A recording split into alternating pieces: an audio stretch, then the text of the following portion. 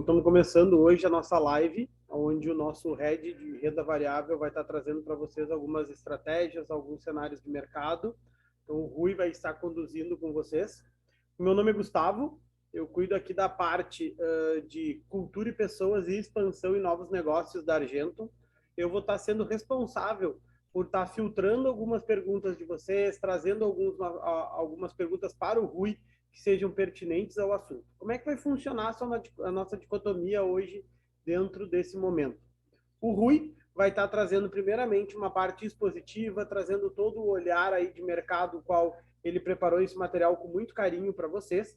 E posterior a isso, quem já quiser ir trazendo alguma pergunta, quem quiser trazendo alguma reflexão, quem quiser trazer algo qual que seja importante o Rui estar comentando, pode ir mandando ali no chat, que eu vou fazendo esse filtro para passar para o Rui. A partir do momento que nós tivermos aí em torno de uma hora e pouquinho da fala do Rui, a gente vai abrir também para algumas perguntas e trocar algumas ideias. A nossa ideia é estar juntos aqui durante uma hora e 30 no máximo, tá? Então, eu gostaria que todo mundo aproveitasse o máximo possível. A gente preparou esse momento com muito carinho para vocês, para nossos clientes, nossos prospects, que é um cenário o qual a gente precisa estar conversando nesse momento. Me coloco à disposição de vocês também no chat individual, se precisar tirar alguma dúvida, se precisar algum momento aí que venha alguma coisa mais importante a conversar com o Rui. Então, peço para o Rui aí já ir se apresentando para a gente estar começando esse momento. Rui, passo a palavra para ti, meu querido.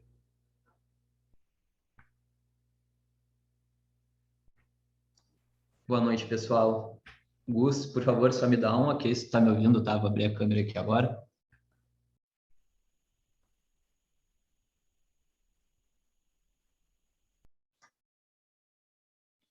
Pessoal, boa noite. Gustavo, dá um ok só se tu tá me ouvindo. Um sinal de joinha, por favor, para mim conferir aqui se deu tudo certo no áudio. Tá me ouvindo bem? Tá. Obrigado, Farina. Gustavo. Rui, a palavra está contigo. Perfeito. Boa noite, então, pessoal. Agradeço aí a presença de todo mundo. Gustavo, muito obrigado aí pela pequena introdução, tá? Hoje, então, a ideia a gente vai ser conversar bastante sobre o cenário macroeconômico que a gente vive hoje, tanto aqui no Brasil, mas querendo ou não, também ao redor do mundo, e também contextualizar isso para a renda variável no Brasil e pensar em, de repente, melhores estratégias para a gente se beneficiar desse cenário, tá? Eu, como o Gustavo hoje apresentou, sou head de renda variável da Argentum, então eu presto um trabalho muito em suporte hoje aos assessores e também aos investidores, buscando sempre pensar nas melhores estratégias, em oportunidades, claro, que condizam com o perfil de cada investidor, tá? Como o Gustavo também comentou, eu peço que dúvidas que vocês tenham, vocês coloquem no chat, a gente vai parando alguns minutinhos ao longo da apresentação para esclarecer elas. No final também vamos deixar mais aberto para fazer um bate-papo bem descontraído, tá bom? Vou compartilhar aqui a minha tela para a gente dando início, respeitar o horário. E vocês me confirmem se conseguem enxergar, por favor. Só um segundinho.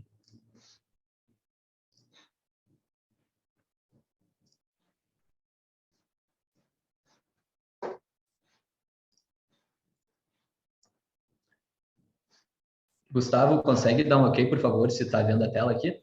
Estamos com a tua tela, Rui. Ah, perfeito, então, gente. Vamos dar início, então, a esse webinar, a essa palestra, a essa conversa. Começando, e para a gente contextualizar o momento que a gente vive hoje, em 2022, querendo ou não, a gente tem que trazer desde os anos atrás, né? Desde a época do Covid, em 2020. Mas antes disso, eu queria comentar um pouco do cenário que a gente vivia, principalmente aqui no Brasil, em 2019, né? 2019, para a Bolsa de Valores, para o Ibovespa, foi um ano muito positivo. A gente fechou um ano com uma alta de cerca de 30% do índice. E, além disso, a gente vivia uma situação política e também econômica muito mais harmoniosa do que a gente vive hoje, né? A gente tinha a taxa de juros em patamares muito reduzidos, principalmente comparando historicamente, na faixa dos 6,5%, 6%. Além disso, em 2019 houve a aprovação da reforma da Previdência e a gente tinha uma perspectiva, então, para 2020 muito positiva, buscando reformas trabalhistas, reforma administrativa, eventualmente até aprovações da reforma tributária. No redor do mundo, a gente teve em 2019 todo o debate da guerra comercial entre China e Estados Unidos, situação também que pareceu se resolver para o final do ano, tá? Então, início de 2020, a gente tinha uma situação e uma perspectiva muito positiva para o país e para a Bolsa de Valores. Porém, de certa forma, com uma velocidade muito rápida, a gente começou a ver algumas notícias em janeiro, em questão de um vírus que estava surgindo na China. Em fevereiro, a gente começou a ver um pouco disso em mais detalhes atingindo a Europa, Alemanha e Itália, especialmente. E, passado o carnaval, final de fevereiro, início de março, a gente realmente começou a ver o impacto do vírus que estava surgindo, né? Na época se falava do SARS 2020, depois ficou, então, conhecido como Covid, né? Que, querendo ou não, a gente tem até hoje no nosso dia a dia. O Covid, em termos econômicos, ela foi uma crise sanitária e também econômica sem precedentes, principalmente na história recente do mundo, tá? Não só do Brasil. A gente teve, basicamente, as pessoas trancadas em casa em um ano e meio, setor de serviço deixou de existir, o consumo da população diminuiu drasticamente, então foi uma crise sem precedentes na história. O que aconteceu com isso? A gente teve uma mudança e um estímulo muito forte por parte dos bancos centrais ao redor do mundo. Estados Unidos, Europa, mercado asiático, Brasil, América Latina como um todo, uma política monetária muito expansionista para avisar uma recuperação econômica, né? Porque o que se esperava em 2020 era um período de recessão fortíssimo e não se previa ainda quando a gente ia começar a voltar a níveis pré-pandemias, né? Para vocês terem uma noção, eu trouxe aqui alguns gráficos para a gente entrar um pouco mais em detalhes. O Brasil especificamente, vinha de uma taxa de juros historicamente já muito mais reduzida. A gente vinha no início de 2020 com uma taxa rondando 4,5%, porém, após março, com uma medida de estímulo monetário buscando essa recuperação acelerada, o Banco Central baixou a taxa de juros para níveis que atingiram 2%, como a gente pode ver no gráfico, né? Estados Unidos, a conversa não foi diferente, tá? A gente vinha de uma taxa de juros já reduzida após a guerra comercial, na faixa dos 1,50%, 1,75%, após o Covid, como medida de estímulo monetário para reaquecer a economia, o Banco Central americano, o Fed, decidiu zerar a taxa, tá? Colocar patamares de 0 a 0,25%.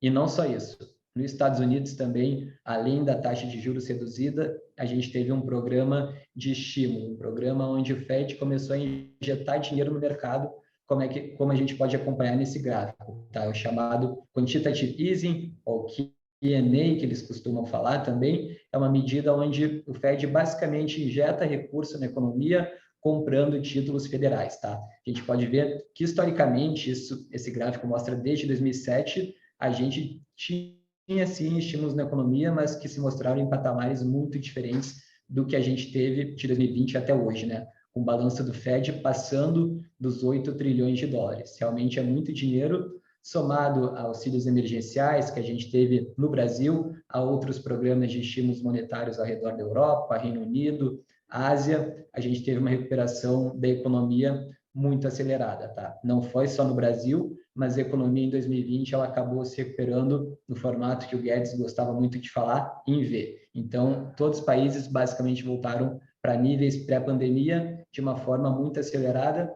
muito em parte dos estímulos que os bancos centrais ao redor do mundo proveram à economia, tá?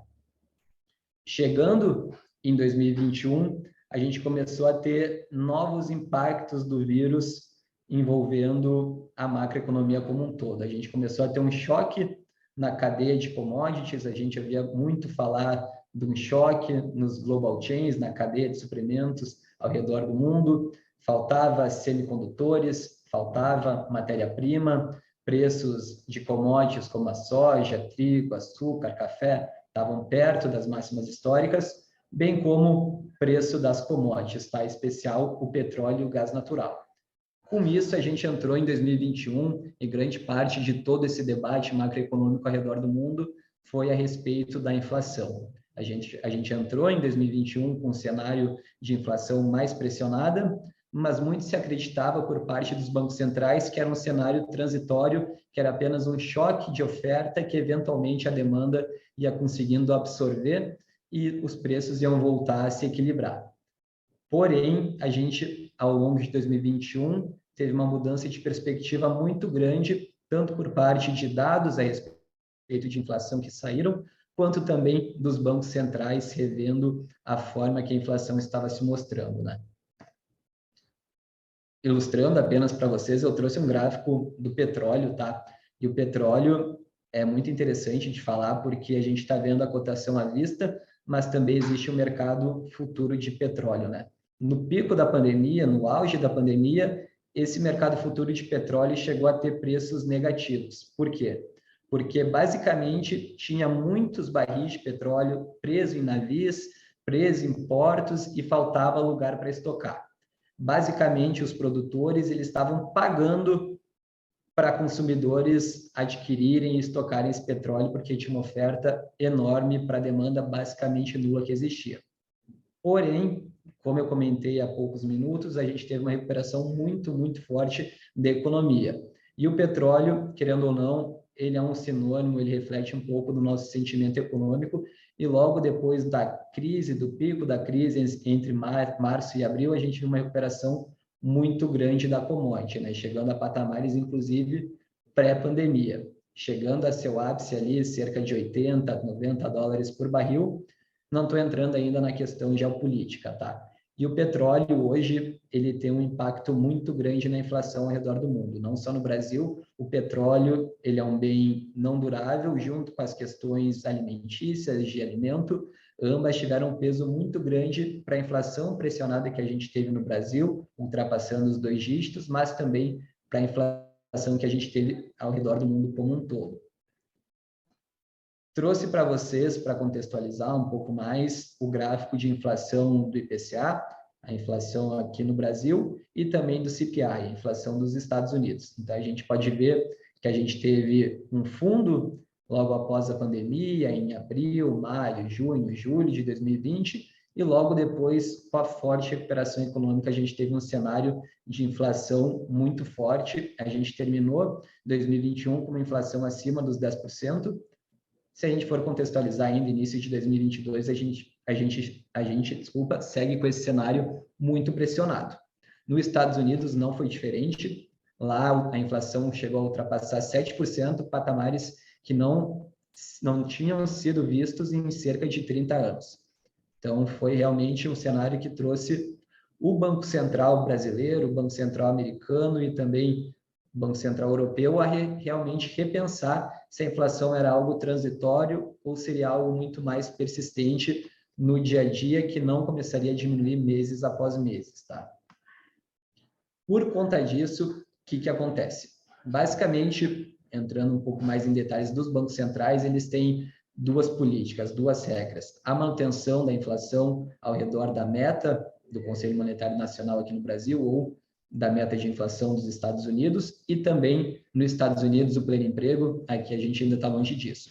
O que aconteceu? Com um cenário de inflação muito mais pressionado, o Banco Central brasileiro teve que rever a política monetária. Então, a gente chegou a patamares de 2% no auge da crise e no auge do estímulo monetário que o Banco Central proveu para a economia, porém, logo depois a gente começou a ver uma inversão. A gente começou a ver altas consistentes e consequentes da Selic, chegando hoje a patamares de 11,75%, mas contextualizando, para o início de 2021, o mercado esperava uma Selic terminando o ano na faixa dos 5%, 6%. Tá?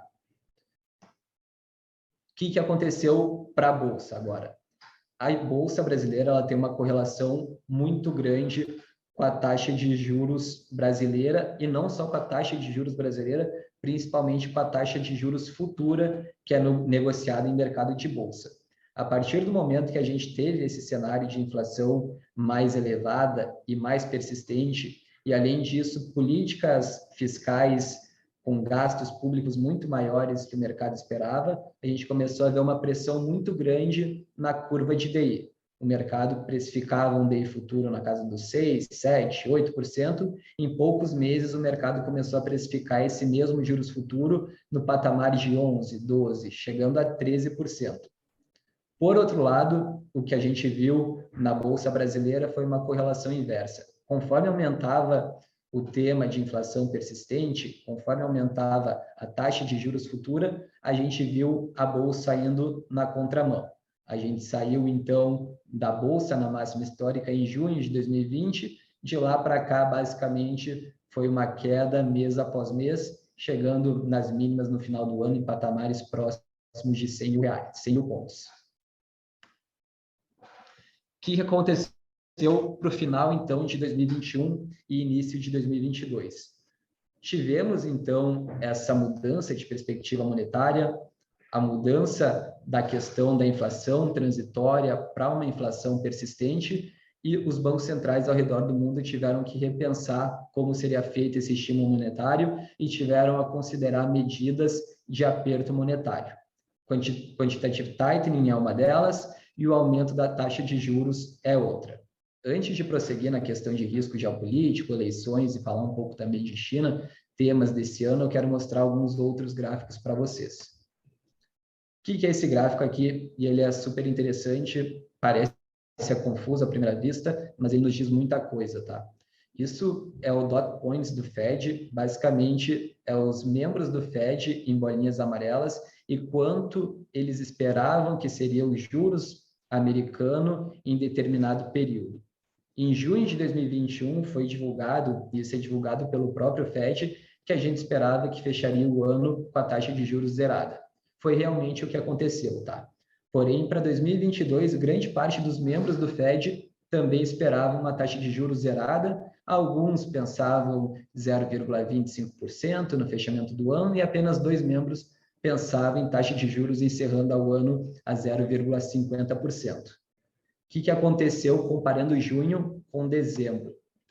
Em dezembro, a gente já teve uma mudança muito grande da política e da forma que o Fed estava vendo essa questão da inflação, então já teve um aumento muito grande da precificação da taxa de juros para 2022, tá? Enquanto em junho de 2021 a gente tinha uma taxa entre 0 e 0,25, para 2022, em dezembro de 2021, a gente começou a pensar em uma taxa de juros ao redor do 0,75%, 0,85%, com apenas 2 membros do Fed pensando que essa taxa passaria dos 1% percentual para o final desse ano, tá?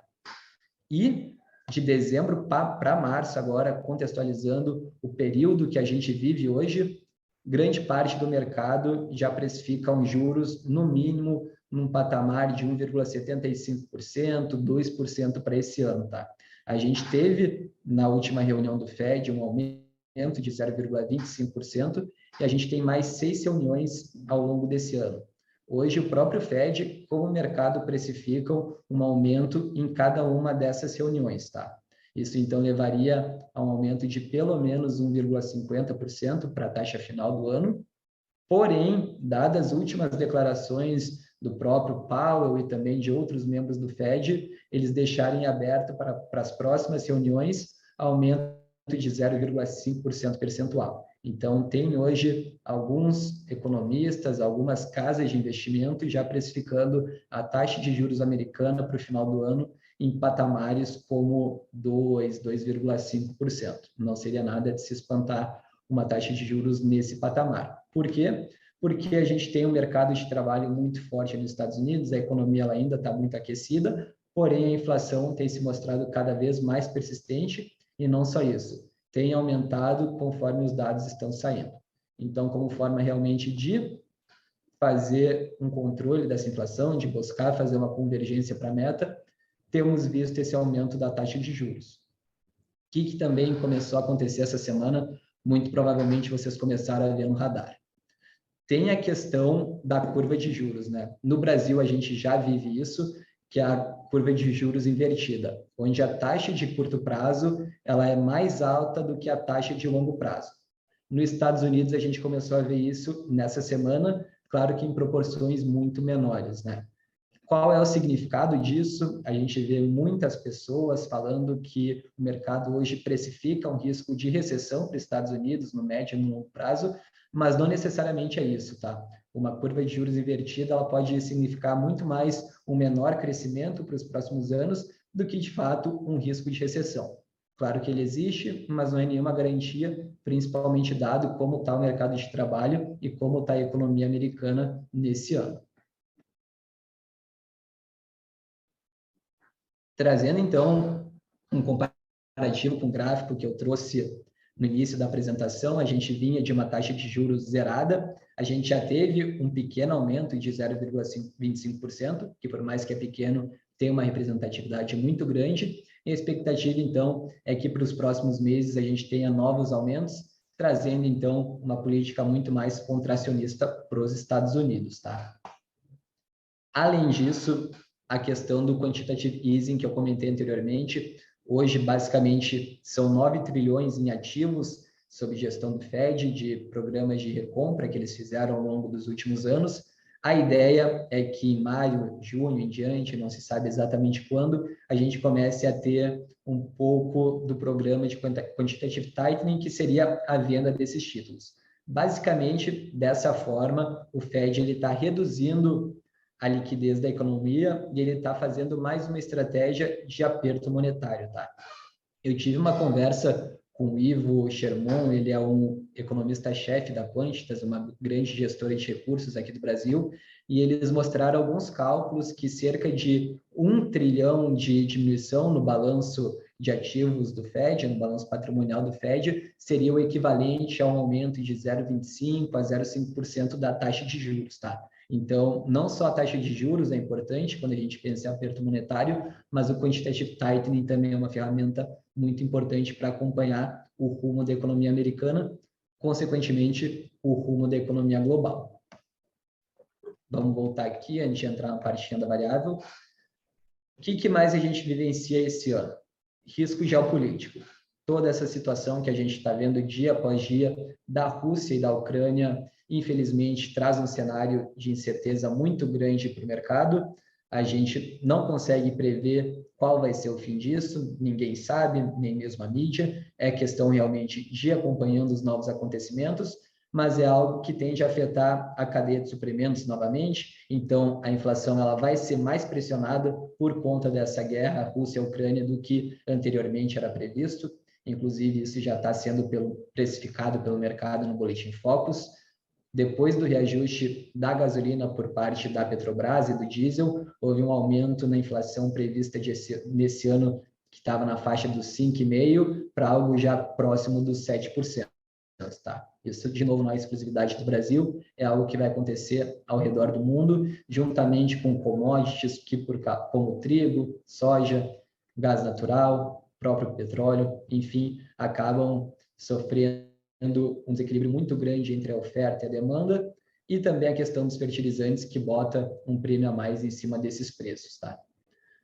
Além do risco geopolítico, esse ano a gente tem o cenário eleitoral, e meu papel não é, e muito longe disso, fazer algum apelo ao lado A, ao lado B. Esse não é o papel do mercado também, mas o mercado ele vai reagir aos acontecimentos, né? E a gente vai ter, com certeza, uma eleição muito polarizada, uma eleição muito incerta, e isso tende também a trazer uma volatilidade, principalmente de curto e médio prazo para a Bolsa, tá? Conforme a gente vai passando agora para as próximas semanas, conforme a gente vai passando os meses e chegando mais perto do período eleitoral, cada vez mais esse vai ser o foco da conversa do mercado aqui para o Brasil.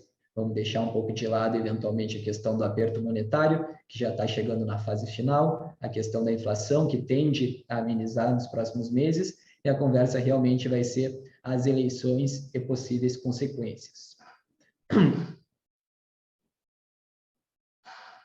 Parte da China agora. China é um caso à parte. A economia chinesa ela é de muito difícil acesso para a gente realmente entender o que está acontecendo. É um país onde o governo tem uma interferência muito grande na parte de estímulo e de aperto monetário. E para nós hoje, principalmente aqui no Brasil, ter acesso às melhores informações acaba sendo uma tarefa muito difícil. Mas na China hoje a gente vê um cenário basicamente oposto ao que a gente presencia no mundo inteiro. Enquanto ao redor de todo mundo a gente está tendo um cenário de aperto monetário, a China está com políticas expansionistas. Na prática, isso significa que a China está buscando trazer formas de reaquecer a economia. A gente teve, ano passado, uma interferência da China muito grande no setor imobiliário, que tem uma representação muito grande no PIB, no crescimento chinês. Além disso, a gente teve uma interferência muito grande no setor de educação e principalmente no setor tecnológico, né? Então, lá a questão é realmente acompanhar de perto o que a China tem feito para buscar reaquecer essa economia, e um pouco diferente também do que a gente vivencia hoje no Brasil, nos Estados Unidos, seja na Europa, a China ela tem uma política muito restritiva na questão do Covid. Eles têm aquela política de Covid zero, então muitas partes do país ainda enfrentam lockdowns muito mais severos do que a gente presencia aqui, onde as pessoas não têm muita liberdade nem para sair de casa, nem para sair para o trabalho. Então, isso também tende a trazer uma breve desaceleração para a economia chinesa.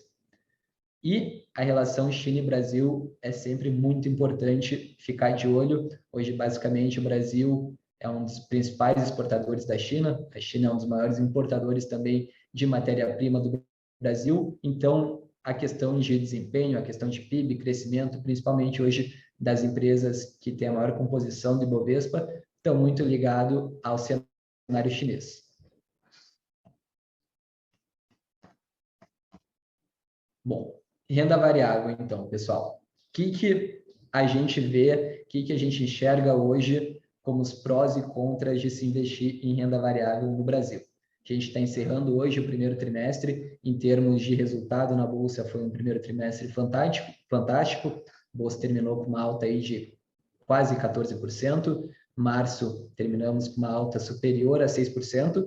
Isso significa que está tudo às mil maravilhas? Não. Como também não significava que a Bolsa era o fim do mundo quando chegou a bater os 101 mil pontos. A gente tem fatores tanto positivos quanto negativos para pensar em uma alocação em Bolsa em renda variável no Brasil. O que a gente tem? A gente tem hoje a Bolsa descontada frente a médias históricas, tá? Eu vou mostrar isso num gráfico para vocês em seguida, mas basicamente, mesmo com a alta que a gente teve em janeiro, fevereiro e março, a Bolsa está em patamares menores do que no ápice do governo da Dilma, onde a gente teve toda aquela questão de impeachment, onde o risco político era muito superior, e não só o risco político, o risco econômico, né? A gente via num cenário de crescimento zero, eventualmente até recessão.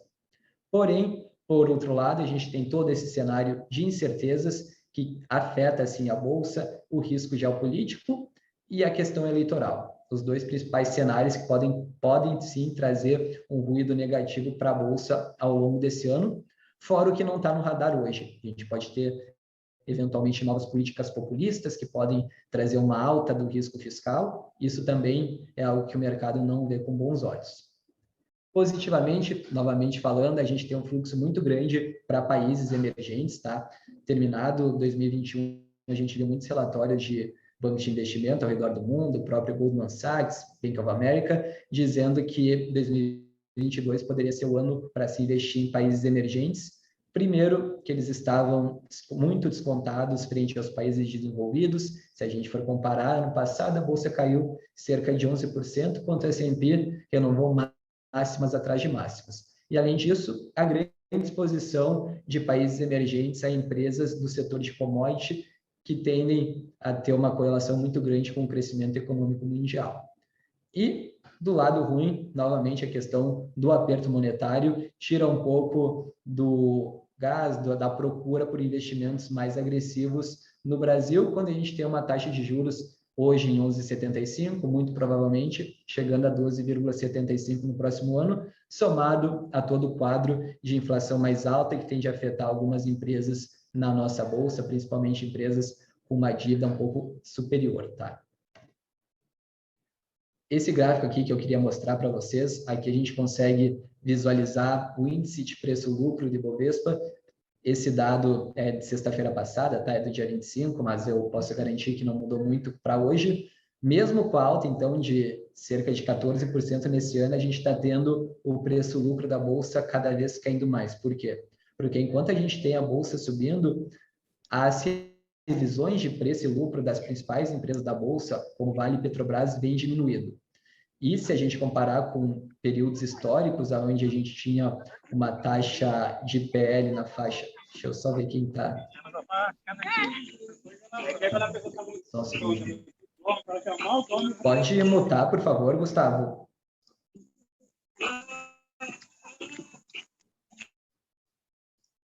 Aí, obrigado. Desculpa, pessoal. Vamos retomando aqui. Enquanto a gente tinha um índice de preço-lucro da Bolsa, historicamente, aí na faixa de 12 a 15 vezes o PL, claro que atingindo mais de 21 vezes no início de 2021, hoje a gente tem esse indicador na faixa dos 5,87, tá? Então, a Bolsa está, sim, historicamente barata, quando a gente vai levar em consideração esse indicador. Como eu comentei anteriormente, isso sozinho não é um indício que a Bolsa vai voltar a subir, tá?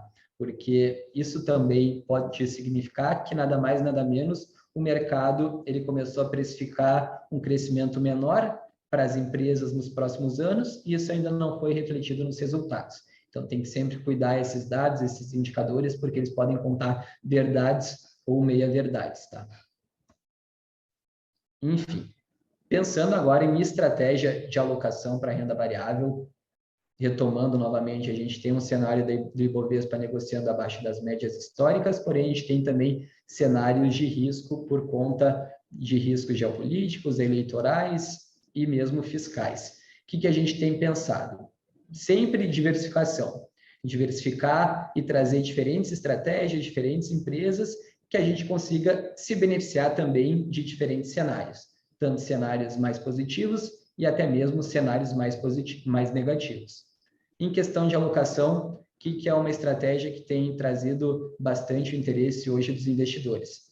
Estratégias com proteção integral ou parcial do capital.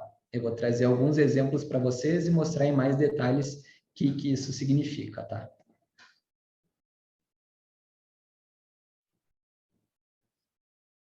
O nome comercial da estratégia é a Collar WE. Ela é uma estrutura, então, que envolve derivativos e é uma estrutura que envolve opções flexíveis. Vou trazer um exemplo primeiro para vocês de BOVA11, que é o ETF que busca replicar o desempenho das 50 maiores empresas da Bolsa, e trazer para vocês um pouco dos cenários de alta, de baixa e de ganho da operação. Essa operação ela é uma operação, então, que vai ter o capital 100% protegido. O que isso significa na prática, tá? Vou pegar um número redondo que fica mais fácil de exemplificar. Mas pensando numa operação de R$10.000, na pior das hipóteses, se BOVA11 cair 5, 50 ou 99%, o investidor, no final da operação, vai ter o capital protegido. Isso significa que ele vai ter os mesmos R$10.000 que ele aplicou inicialmente. Como é que funciona no cenário de alta? No cenário de alta, a gente tem um ganho na valorização de BOVA11 entre 0% a 25%. Novamente, na prática, isso significa que se BOVA11 subir 5%, o investidor ganha 5%, se subir 10%, ganha 10%, se subir 24%, ganha 24%, até o máximo de 25%. Porém, se em algum momento, durante o início da operação até o vencimento, BOVA11 atingir 25,01% de alta ou mais, o ganho do investidor fica limitado a 12%. A operação ela tem um vencimento em 23 de março de 2023, basicamente 12 meses, então o investidor teria um ganho de cerca de 1% ao mês, tá? Por que a gente tem gostado muito e sugerido muito esse tipo de estratégia de operação? Primeiro, pelos motivos que eu trouxe antes, os prós e os contras para se investir hoje no Brasil, mas principalmente porque, pensando nos preços atuais do índice Bovespa, uma alta de 25% seria basicamente a mesma coisa que dizer que o índice Bovespa atingiria 150 mil pontos de hoje até o dia 23 de março. É possível? Com certeza é possível. Como também a gente vê essa possibilidade muito similar de a gente ter uma queda nesse período. Como eu comentei anteriormente, o grande objetivo, a nossa grande visão para a alocação em renda variável é a gente ter, então, diferentes estratégias, se beneficiar de diferentes cenários, Essa é uma estratégia que a gente pensa que vai agregar muito para a carteira de um investidor, tanto pela questão de ter a proteção de capital, quanto também pela possibilidade de ter uma alta até 25%, significando aí Ibovespa chegando a patamares como 150 mil pontos. Se isso eventualmente acontecer e o investidor ficar com a rentabilidade limitada a 12%, a gente vai sempre pensar que no restante da alocação do investidor, ele vai estar se beneficiando de toda essa alta, porque muito provavelmente as ações vão estar também acompanhando de perto toda essa alta do índice Bovespa, né? Trazer mais um exemplo aqui, ele é um exemplo bem parecido, é para mostrar o leque de oportunidades que a gente tem hoje para realizar esse tipo de operação. A gente consegue fazer tanto com ETFs, como o BOVA11 aqui no Brasil, o IVVB dos Estados Unidos dolarizado, o Hash 11 do índice de criptomoedas, como a gente pode fazer também com ações como Petrobras, Vale, Banco do Brasil, ou até mesmo BDRs como Amazon, Tesla, Mercado Livre. Enfim, isso pode ser uma conversa para um segundo momento. Quero mostrar para vocês também apenas como ficaria essa mesma estrutura no caso de Hash 11. O vencimento é muito similar, essa é cerca de 11 meses. O capital protegido nessa operação não é de 100%, é de 95%. Então, novamente pensando numa alocação de 10 mil reais, a perda máxima do cliente seria de 500 reais, o equivalente a 5% no vencimento, tá? Porém, Hash 11, por ele ser um ativo muito mais volátil do que o BOVA11, a gente consegue se beneficiar de uma alta entre 0 a 70%, ganhando de forma integral. Então, se o índice subir 10%, a gente tem um retorno de 10%, subir 50%, 50%, até então um máximo de 70%. Se eventualmente atinge essa barreira de alta de 70,01%, o investidor vai ter o ganho limitado a 20%. Daria ali o equivalente a 1,6%, 1,7% ao mês, tá? A operação em si é uma operação que envolve opções exóticas, então hoje nós investidores, pessoas físicas, eu digo isso até por mim, a gente não consegue montar esse tipo de operação com as opções listadas, tá? Então são operações que a mesa da XP disponibiliza para os investidores e através da gente a gente consegue então oferecer esse tipo de estrutura, tá? Bom, gente, de modo geral, a ideia hoje é trazer uma das muitas operações que a gente tem trabalhado aqui. Existem diversas outras formas para se beneficiar de um cenário de incerteza, como operações long short, como até mesmo carteiras recomendadas. O intuito hoje é agregar, mas também não é encher vocês de informações e também deixar muito mais confuso do que esclarecendo alguns tópicos. Eu vou deixar tu, Gustavo, agora abrir o microfone e ver se tem alguma pergunta aí do pessoal, alguma dúvida, e a gente vai batendo um papo, tá?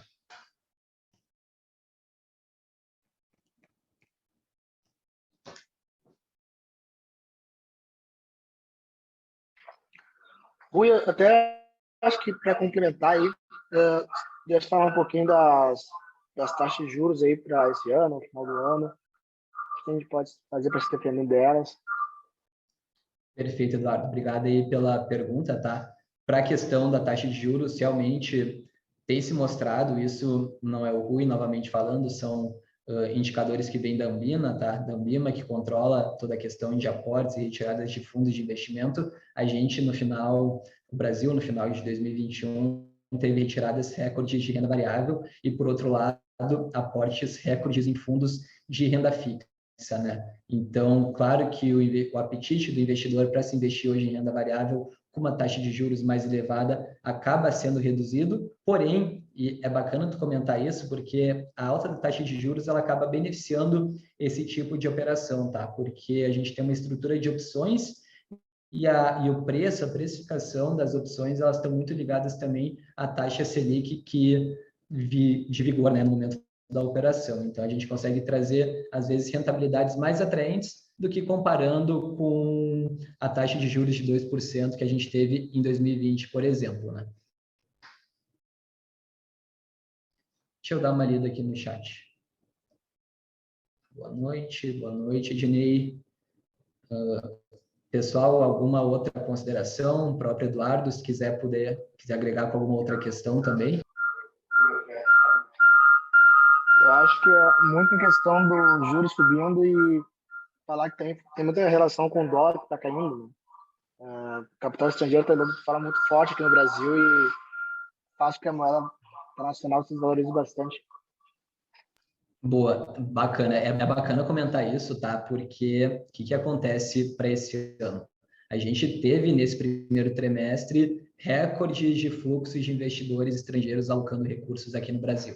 Eles estão vindo muito, sim, para a renda variável, porque a gente está tendo retirada de pessoas físicas, retirada de investidores institucionais, então eles basicamente estão trazendo tão com apetite ao risco de investir aqui no Brasil, e não só isso, como o Eduardo muito bem comentou, a gente tem uma grande parte dos recursos sendo destinado também para renda fixa. E o que acontece? Quando a gente tem capital estrangeiro ingressando no país em maior quantidade do que saindo, isso tende a trazer também uma variação muito positiva para o real. Muito por conta disso, a gente teve o indicador aí, real-dólar, caindo de patamares como 5,80, algo próximo disso no início do ano, e chegando hoje a patamares de 4,76, coisa que a gente não via há um bom tempo, né? Então, tem sim grande parte do apetite do investidor estrangeiro para investir aqui no Brasil, e cada vez mais o investimento aqui no Brasil traz um tema que foi muito destaque no passado, que é a questão do carry trade, onde basicamente investidores eles tomam recursos em países com juros mais baixos, em países com moedas com taxa de juros mais baixa, que é o caso dos Estados Unidos, mas é o caso especialmente do Japão e do Ien. Então, eles tomam financiamento nesses países e acabam alocando aqui no real para se beneficiar, então, do carrego da taxa Selic, aí, equivalente a basicamente 1% ao mês.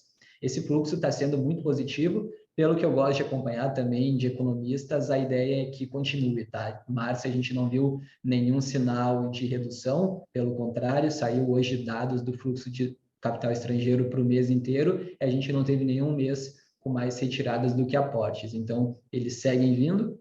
Claro que é questão de monitorar, da mesma forma que quando vem, tende a beneficiar muitos ativos de investimento aqui no Brasil, quando sai também acaba sendo muito penalizado, né? Mas muito boa colocação, Eduardo. Acho que agregou bastante para o pessoal. Oi, Rui.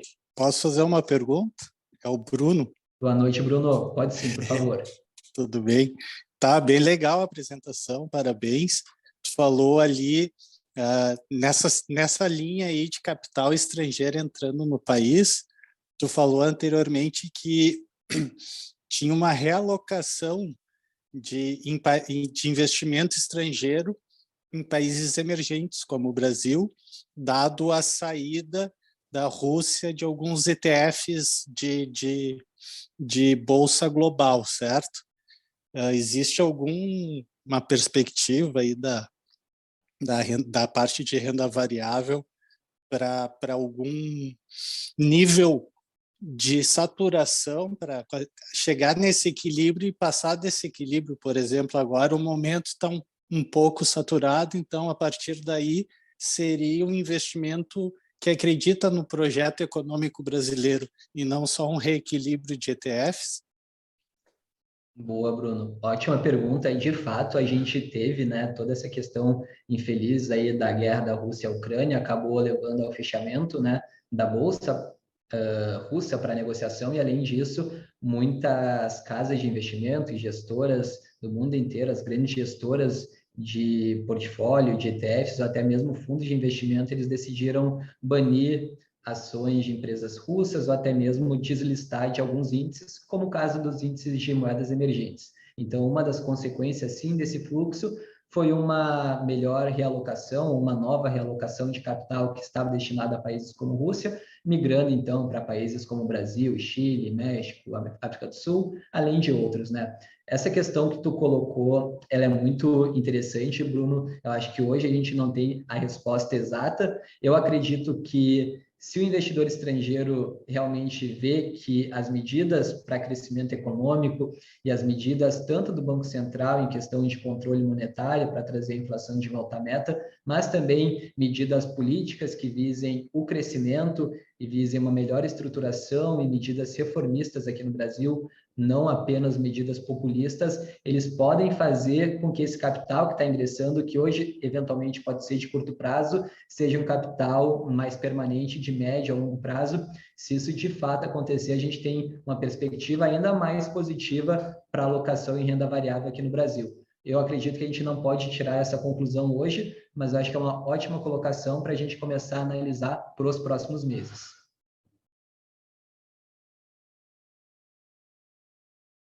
Vi que tem uma pergunta aqui no chat, vou ler, tá, Ednei? Obrigado pela pergunta. Com a taxa Selic a 11,75, qual a porcentagem ideal máxima do capital para deixar em renda fixa de médio a longo prazo?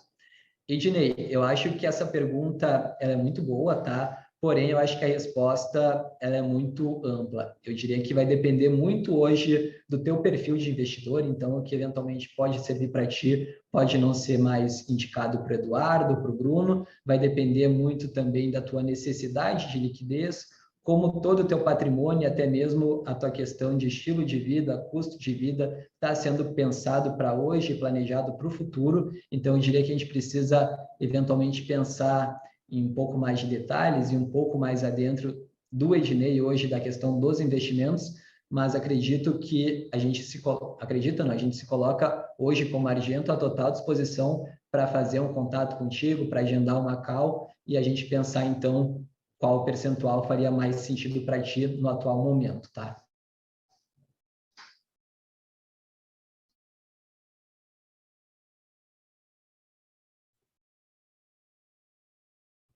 Pessoal, temos mais alguma pergunta para o Rui? Rui, mais alguma consideração? Caso contrário, se não tivermos mais nem alguma pergunta, podemos ir finalizando por aqui, até para respeitar o que a gente tinha combinado da questão de tempo, né? Como a gente sabe, esses eventos online acabam sendo um pouco mais curtos, e a gente deixa o convite aqui para vocês. O que a Argentum começa a fazer nos próximos dias, semanas, meses? Nós vamos estar fazendo esse tipo de evento semanalmente. Toda quinta-feira a gente vai estar promovendo um evento, seja ele online nesse formato, ou aqui na nossa sede, no auditório, ou até mesmo aqui nas nossas salas de reunião. O que a gente quer convidar vocês? A entender um pouco mais, a trazer um pouco mais vocês para estar entendendo de renda variável, de renda fixa, de fundos imobiliários, de previdência. Então, a gente vai estar disponibilizando o conhecimento dos nossos heads de produtos a serviço de vocês, nossos clientes e nossos prospects. Que assim, vocês terem mais confiança de estarem investindo conosco da Argento.